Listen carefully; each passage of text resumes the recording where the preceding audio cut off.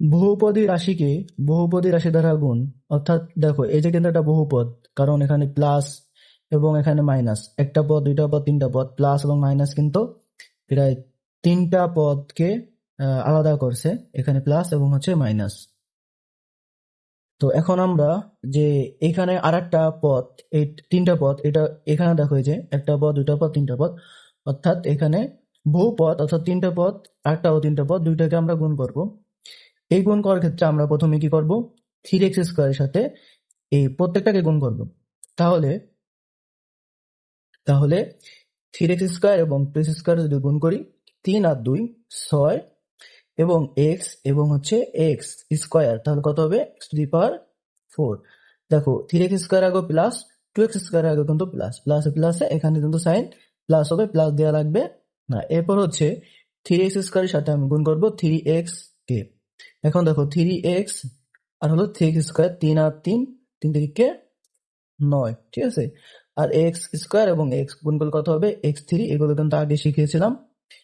3x² আগে প্লাস এবং 3x এর আগে প্লাস, তাহলে প্লাসে প্লাসে প্লাস, ঠিক আছে। এরপর হচ্ছে 3x² এবং 4, তাহলে কত হবে 3 4 12, তাহলে 12x², ঠিক আছে। এখান থেকে কোনো কিছু নাই, তার মানে x²। এখন দেখো 3x² আগে কিন্তু প্লাস এবং 4 এর আগে কিন্তু মাইনাস, আর মাইনাস এবং এখানে মনে মনে প্লাস, প্লাসে মাইনাসে মাইনাস, এটা কিন্তু প্রথম লাইন কিন্তু হয়ে গেল, ঠিক আছে। এরপর দেখো আমরা এবার -4x এর সাথে উপরে তিনটা গুণ করব। তাহলে প্রথম অংশটা করি 4x, তাহলে 4 এবং হলো 2, কত হবে 4 দুগুণে 8, ঠিক আছে। আমি পাশে লিখি 8 এবং x এবং x², তাহলে কত হবে x³ হবে, ঠিক আছে। এটা সবাই জানো, এখানে মনে মনে কিন্তু 1 আছে এবং হচ্ছে এখানে x², 2, তাহলে গুণের সময় পাওয়ারগুলো যোগ হয়, ঠিক আছে। এখন দেখো এই 8x³ কে আমি কোথায় বসাবো, এখানে এখানে নাকি এখানে, না আমি দেখবো, দেখো উপরে কিন্তু অলরেডি x³ একটা সদিশ পদ কিন্তু আছে, তো আমরা এইটাকেই নিচে বসাবো, ঠিক আছে। তাহলে কত হবে 8x³, কিন্তু দেখো 4x এর আগে মাইনাস এবং 2x² এর আগে কিন্তু প্লাস, তাহলে প্লাস মাইনাসে মাইনাস, ঠিক আছে। আশা করি এটা কিন্তু বুঝতে পেরেছি। এরপর দেখো আমাকে কি করতে হবে, -4x এবং 3x কে গুণ করতে হবে, তো 3 4 12, ঠিক আছে। কত হয় 12, এবং x কত হবে x²। তাহলে দেখো এখানে মাইনাস, এখানে প্লাস, প্লাস মাইনাসে মাইনাস। এখন আমি 12x² বা 12x² কোথায় বসাবো, এখানে নাকি এখানে, না আমি দেখো এইখানে কিন্তু অলরেডি 12x² বা এরকম সদিশ পদ কিন্তু আছে, আমি ঠিক নিচেই কিন্তু এটাকে এরকম ভাবে বসাবো, ঠিক আছে। আশা করি বুঝতে পারছো। এখন দেখো মাইনাস এবং হচ্ছে প্লাস, প্লাস মাইনাসে এই যে কিন্তু মাইনাস, এবং শেষ অংশ দেখো 4x এবং হচ্ছে 4, তাহলে 4 4 কত হবে 16, 16 এবং x এরকম কোনো পদকে এখানে আছে নাই, তার মানে আমি এখানে বিসদৃশ পদকে আমি কিন্তু এক পাশে বসাবো। তার আগে দেখো -4x এবং -4, মাইনাসে মাইনাসে কিন্তু প্লাস, তাহলে কি হবে গুণের সময় মাইনাসে মাইনাসে প্লাস, তাহলে কত হবে 4 4 16, 16x, ঠিক আছে। এটা হচ্ছে এতটুকু হচ্ছে এই লাইনটা, তৃতীয় লাইন। এখন আমি শেষ লাইনটা করব, অর্থাৎ 5 কে আমি সবার সাথে গুণ করব। তো দেখো 5 এবং হচ্ছে 2, তাহলে 5 দুগুণে কত হয় 10 হয়, ঠিক আছে। এবং x², এই দেখো x²। এখন দেখো -5 এর আগে কিন্তু মাইনাস এবং 2x² এর কিন্তু প্লাস, তাহলে প্লাস মাইনাসে কি হবে মাইনাস। এই দেখো এই অঙ্কটা আমি কোথায় বসাবো, ঠিক যেখানে x² এর সদিশ পদগুলো আছে, দেখো তাহলে এইখানে কিন্তু আমি এটা বসাবো 10x², ঠিক আছে। এরপর দেখো 5 এবং হচ্ছে 3, তাহলে কত হবে 3 5 15, ঠিক আছে। এ কত হবে 3 5 15 বা 15x।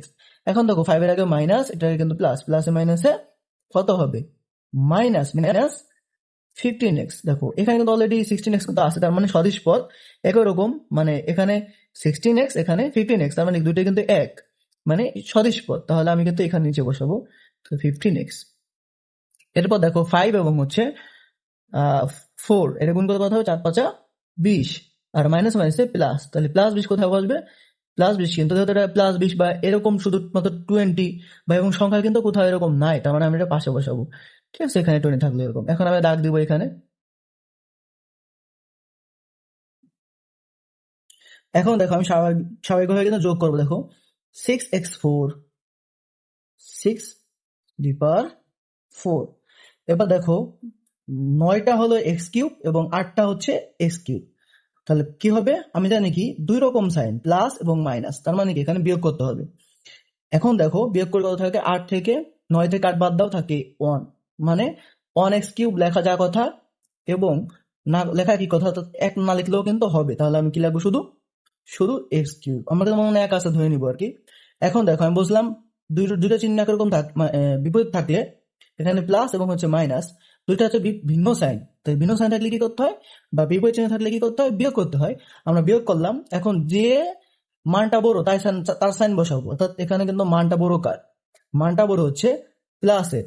তাহলে 9x³ তাহলে ওর সাইনটা হচ্ছে প্লাস, আমরা এখানে প্লাস বসাবো। চাইলেই কিন্তু মাইনাস হইতে পারবো না, কারণ 8 থেকে 9x³ কিন্তু বড়, ঠিক আছে। এরপর দেখো এখানে কি আছে, দেখো -12x² এবং -10x²। তার মানে দেখো তিনটাই কিন্তু একই রকম সাইন থাকলে কি কথা, যোগ করতে হয় এবং যে সাইন থাকবে সেই সাইন বসাবো। অর্থাৎ যে সাইন মানে কি তিনটাই তো একই রকম সাইন, তার মানে তিনটা একরকম সাইন বসাবো এবং যোগ করতে হবে। দেখো 12 × 12 = 24 আর হলো 10 কত হয় 34, তার মানে 34x², ঠিক আছে। আবার যেন এখানে x6 অমুক তমুক দিও না ভাই, সহজ কথা হচ্ছে কি, দেখো এখানে 12টা x³ এবং 10টা x³ ঠিক আছে।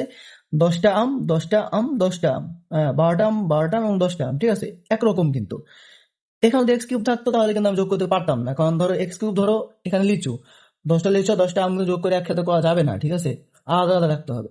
তো এখানে কিন্তু একই রকম সব, দেখো এই জন্য আমি কিন্তু একই রকম যোগ করতে পারছি।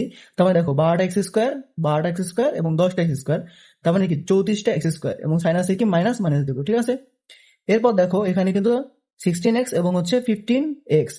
আমি বলছিলাম কি বিপরীত চিহ্ন বা দুই রকম চিহ্ন থাকলে কি করতে হয়, আমাকে বিয়োগ করতে হবে। দেখো তাহলে বিয়োগ করো, এখানে প্লাস এখানে মাইনাস, তার মানে কি এখানে বিয়োগ করতে হবে।